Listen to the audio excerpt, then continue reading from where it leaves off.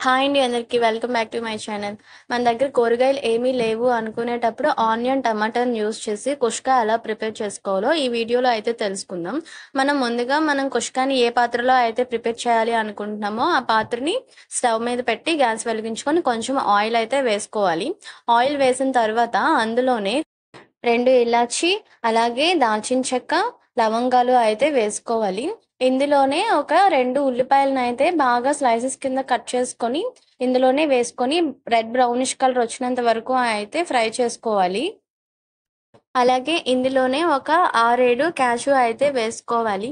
ముందుగా మనం ఒక 2 టమాటోస్ తీసుకొని ఇలా పీసెస్ కింద కట్ చేసుకొని అయితే వేసుకోవాలి. ఇందులోనే ఈ మొత్తం మిశ్రమం కూడా మనం బాగా వేపుకున్న తర్వాత ఇందులో వాష్ చేసుకున్న కొత్తిమీరనైతే వేసుకోవాలి.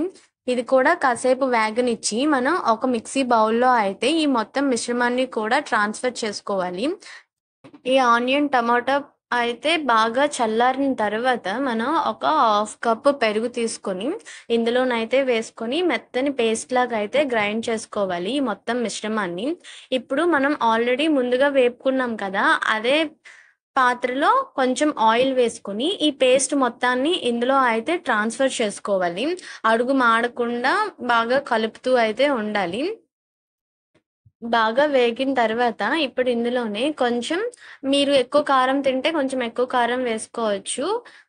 లేదు అంటే తక్కువ కారమే ఒక టీ స్పూన్ కారం వేసుకొని, అలాగే రుచికి సరిపడినంత సాల్ట్, ధనియాల పొడి, కొంచెం ఒక half teaspoon garam masala అయితే వేసుకోవాలి. మనం ముందుగా గరం మసాలా పీసెస్‌లా యేసుకున్నాం కాబట్టి ఇప్పుడు గరం మసాలా తగ్గించుకున్నా పర్వాలేదు. ఈ మొత్తం పేస్ట్‌ని కూడా మనం అడుగు పట్టకుండా లో ఫ్లేమ్‌లోనే బాగా కలుపుకుంటూ ఉండాలి. ఇప్పుడు మనం ఒక టీ స్పూన్ అల్లం వెల్లుల్లి పేస్ట్‌నయితే వేసుకొని ఇంకొకసారి బాగా కలపనివ్వాలి. అల్లం వెల్లుల్లి పేస్ట్ అనేది లాస్ట్‌లోనే వేసుకోవాలి. ముందుగా మనం వేసుకుంటే అడుగనేది పట్టేస్తది.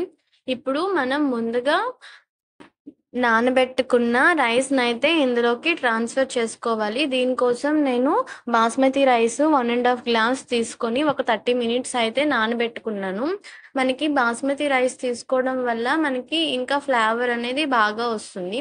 1 ½ గ్లాస్ రైస్ తీసుకున్నాను కాబట్టి నేను 2 గ్లాసెస్ వాటర్ అయితే వేసుకున్నాను. లేదు మనం నార్మల్ రైస్ తీసుకుంటే 1 గ్లాస్‌కి 2 గ్లాసెస్, 1 ½ గ్లాస్‌కి 3 గ్లాసెస్ రైస్‌నైతే అలా వేసుకోవాలి. ఇప్పుడు మనం మూత పెట్టుకొని హై ఫ్లేమ్‌లోనే ఒక 5 మినిట్స్ అయితే ఉడకనివ్వాలి. తర్వాత మధ్యలో ఒకసారి కలుపుకుంటూ మళ్ళీ లో ఫ్లేమ్ పెట్టేసి ఇంకొక 5 మినిట్స్ ఉడకనిస్తే మనకి కుష్కా అనేది రెడీ అయినట్టే.